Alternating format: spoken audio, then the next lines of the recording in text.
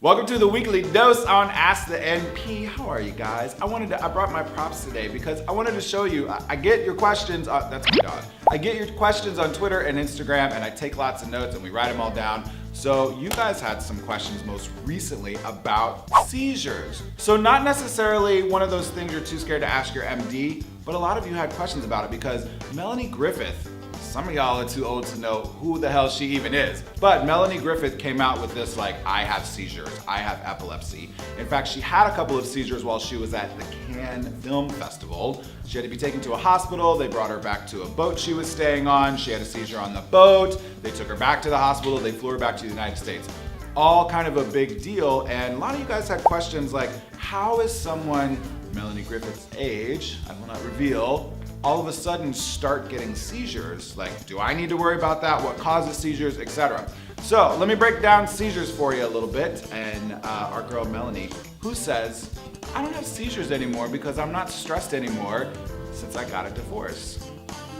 So is stress a cause of seizures? It can be. Stress can actually trigger seizures in people who have seizure disorders.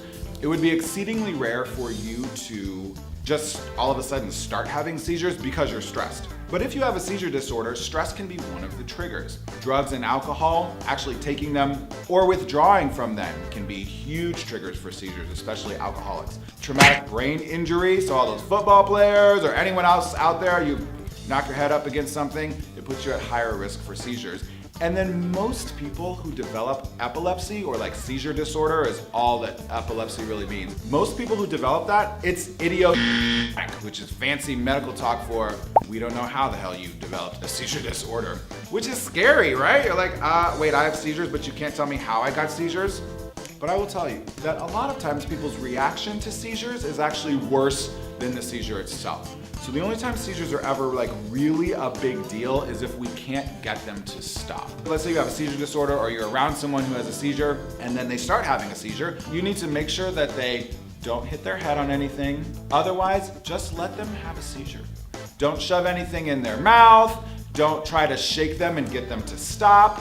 Yeah, the seizure will resolve itself. There used to be an old adage about how you would shove like a spoon in someone's mouth so that they wouldn't bite their tongue. People then swallow the spoon and then they choke to death. And that's what would kill people from seizures, not necessarily the seizure itself. You should probably still call 911 or call for help. Let the paramedics, when they arrive, sort of evaluate the person. In some circumstances, those seizures can go on for a very, very long time.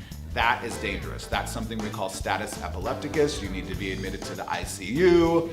I order lots of crazy medications to get the seizure to stop. That's dangerous, but it's also very, very rare.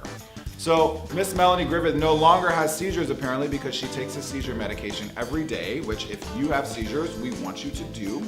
There's also a little bit of evidence that marijuana and cannabidiol oils can actually help with seizures. But before you go smoking some weed, if you have seizure disorder, talk to the person who's prescribing you your seizure drug because they also interact. So you either have to sort of be on the seizure drug or smoke weed, but you can't really do both. Does that make sense? So best of luck to our girl Melanie. I'm glad you don't have any stress anymore, girl, and I'm super glad you don't have any seizures anymore. You guys have more questions, more stuff you want to talk about. Of course, all that shit you're too scared to ask your MD, you ask me. Get at me on Twitter, Instagram, the website like you always do, and we'll keep those questions coming. I'll see you guys next week.